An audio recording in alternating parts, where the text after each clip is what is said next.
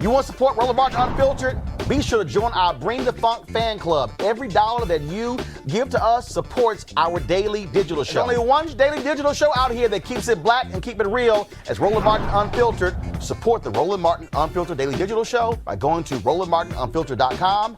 You can make this possible. All right, folks, here in Atlanta, we're broadcasting, of course, still covering the Georgia runoff here in Atlanta. We've been all over the state, and the folks, Black Voters Matter, they've also been all around this state as well. And what they have been doing is battling not just to get black folks registered, to get them to vote, but also how Republicans are trying to stymie black folks from voting. They were in Brunswick, Georgia today in an emergency hearing. Joining us right now is Cliff Albright, the co-founder of Black Voters Matter. Cliff, always glad to have you on Roland Martin Unfiltered. Always glad to be here, Roland. Thanks. All right, Cliff, so tell our folks exactly what happened today in Brunswick, Georgia. Yeah, so we were in Brunswick, Georgia on actually a pre-scheduled stop to do one of our regular events of doing a food and toy donation when we found out last night that there was going to be an emergency hearing called because of these complaints that have been filed by this group called True the Vote, which is definitely a misnomer.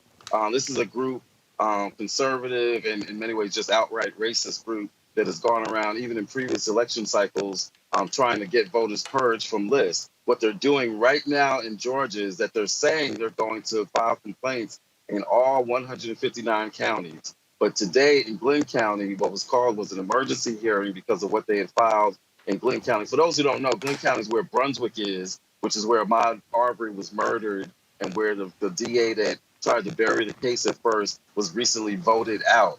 And so that's why this county, like many others, is being targeted for this type of voter purge. So there was a court hearing today, which we attended.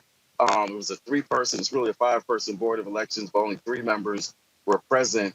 And the person from this organization, actually, it was a local representative, a former state representative who represents that area, was the person that was actually presenting the complaint in court.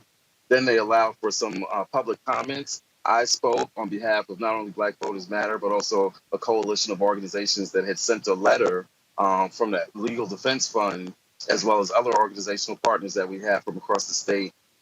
We sent a letter, and so I referenced the information in that letter, and I explained to them why it would be a violation of not just federal law, but state law for them to move forward and to consider this complaint. You're not allowed to have any kind of purging or cleansing of voter lists within 90 days of an election, let alone within 2 weeks of a federal election. So that on the face of it made it an irrelevant and frivolous claim. And so I let them know that, as well as some other issues. Some other local folks gave their public comments as well. And after very brief deliberations, the board decided to not find probable cause, which essentially meant that they would not be moving forward with this complaint from this group. Now, what folks also need to understand is that the judge also ruled that the Secretary of State should sit down with various civil rights groups, including Black Voter Matters, over the purging of folks from the voting rolls. We, of course, the LaTosha Brown, and when we were, of course, in Savannah on Friday, she was at the state capitol. She posted some photos of that on her social media page. I'm going to show that in a moment. But, Cliff, what is the status of that?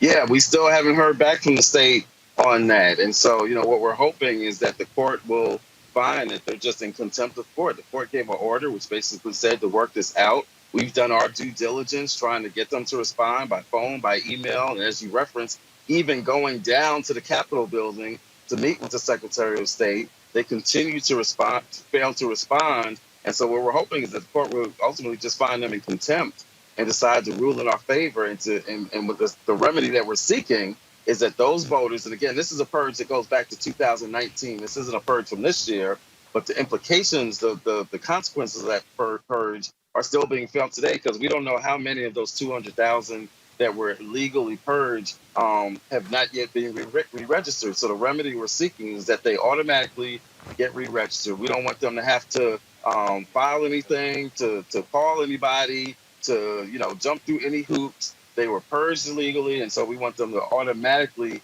be put back on the rolls. They know who they purged. They know who they need to put back on, and that's what we're demanding. If the Secretary of State continues to hide and duck and dodge and try to avoid us, then we expect for the court to find them in contempt.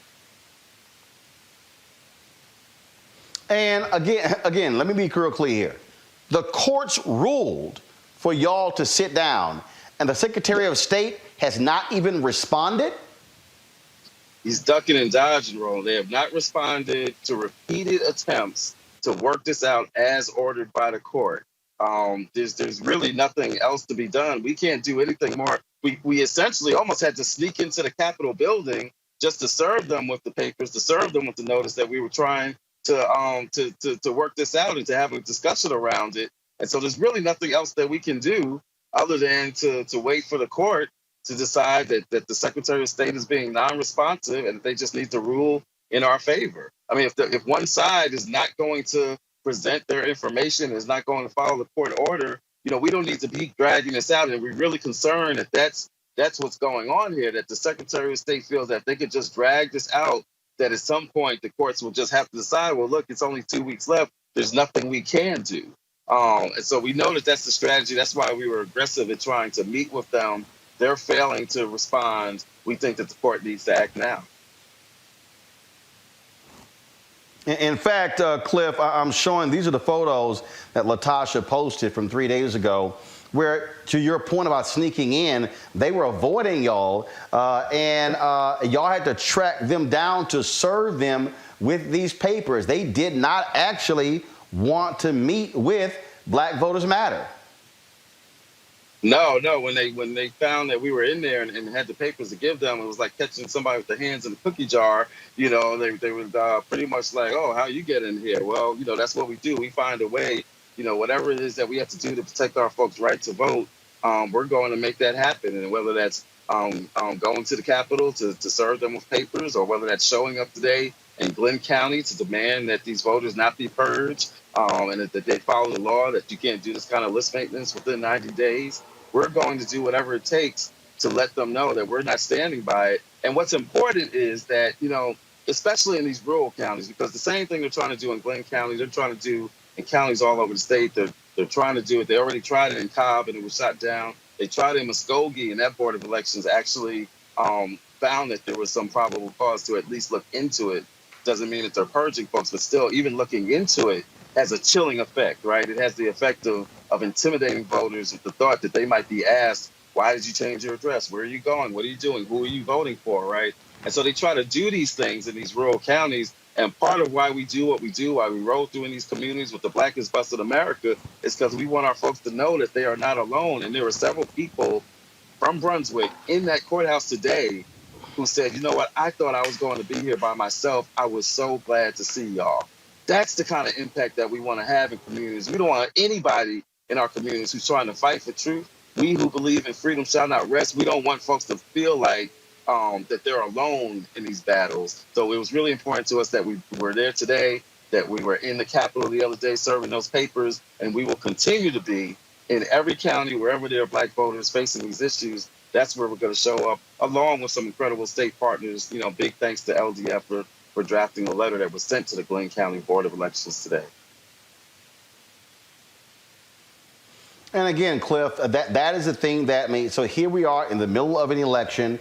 We're sitting here trying to get folks out, and y'all are on the front lines just to make sure that Republicans in this state are not trying to intimidate Black voters, trying to suppress Black voters, because they clearly understand the power of the Black vote, and this is how they want to win. They do not want to win on the issues. They frankly want to win by cheating. Yeah, and it's and hilarious. I said that to them. They keep yelling, stop the steal. They keep yelling, stop the steal, but that's what they're trying to do. Right. The levels of hypocrisy are mind-blowing, right? And I mentioned that to them in my public comments to the Board of Elections today, because what they were trying to argue is that they don't know who these voters are, right? They're just doing this. They're just trying to clean the rolls. We don't know who's going to be impacted. We don't know what the race of the voters are. And what I told the Board of Elections is, look, we got to be honest here, right? We just got to deal with the reality. We know why they're doing this. They know who it is that would be purged by this. In the same breath that they were arguing that they know that these weren't military people because they didn't want to act like they were trying to purge military. So they said, no, we researched it and these aren't military, and oh, we researched it and these aren't students. So like I said to the Board of Elections, I said, you know what? They're telling us they know everything there is to know about these voters. They know whether they're military, whether they're students, they know their shoe size, they know what their favorite food is to eat, but somehow they want us to believe that they don't know their race. That doesn't make sense, right? That just flies in the face of everything that we know. We know why it is that they're doing this. We know that they're mad because Georgia flipped in November. We know that they're scared, as you said, that they're running scared because of the historic voter turnout that we've seen in the first week of early voting, plus the vote by mail. We know that they're scared because of the momentum. We know that they're mad because of what happened in Brunswick and Glenn County where they got rid of the DA. This is why they're using these tactics, and especially in a place like Brunswick and Glenn County, we need not be naive about what's going on. In fact, one of the acts that I cited and that the LDF cited in the letter, this isn't just a violation of the Voting Rights Act or the Help America Vote Act. The intimidation that this represents goes to the 1871 Ku Klux Klan Act. And so I mentioned that in court in the hearing today, and I looked dead at the representative who was bringing this hearing when I referenced the KKK Act, because that's all that's going on. It is the same kind of intimidation. They want our voters to have to answer questions about why they're voting a certain way or where they lived or where they moved to and all this stuff. That's intimidation, and we're not having it. That's what we're trying to do today. That's what we're trying to do with the lawsuit that we have against the Secretary of State. All right, then. Cliff Albright, we certainly appreciate it. Look, keep us abreast. Whatever happens, y'all know y'all can come on here at any time to break this thing down, and we're going to keep, pressing and making it perfectly clear that we are watching and paying attention. Thank you so much, Roland. Be on the lookout. Valdosta's next up. We're fighting for that as well, too. And that's, in this case, thousands of voters that they're potentially trying to purge in Valdosta, Georgia. All right, then. All right, Cliff Albright, co-founder of Black Voters Matter. Thank you so very much. Thank you, Roland. Folks, back to our Roland Martin Unfiltered video in just It's time to be smart. When we control our institutions, we win. This is the most important news show on television of any racial background. Y'all put $2, $3, $4, $5, $10, $15, $20, $30 on this and keep this going. What you've done, Roland, since this crisis came out in full bloom. Anybody watching this, tell your friends. Go back and look at the last 2 weeks, especially of Roland Martin Unfiltered. I mean, hell, go back and look at the last 2 days. You've had sitting United States senators today, Klobuchar and Harris. Whatever you can bring to Roland Martin Unfiltered to support it, please do, because this information may literally save your life. Watch Roland Martin Unfiltered daily at 6 p.m. Eastern on YouTube, Facebook, or Periscope, or go to RolandMartinUnfiltered.com. Support the Roland Martin Unfiltered Daily Digital Show by going to RolandMartinUnfiltered.com. Our goal is to get 20,000 of our fans contributing $50 each for the whole year. You can make this possible. RolandMartinUnfiltered.com.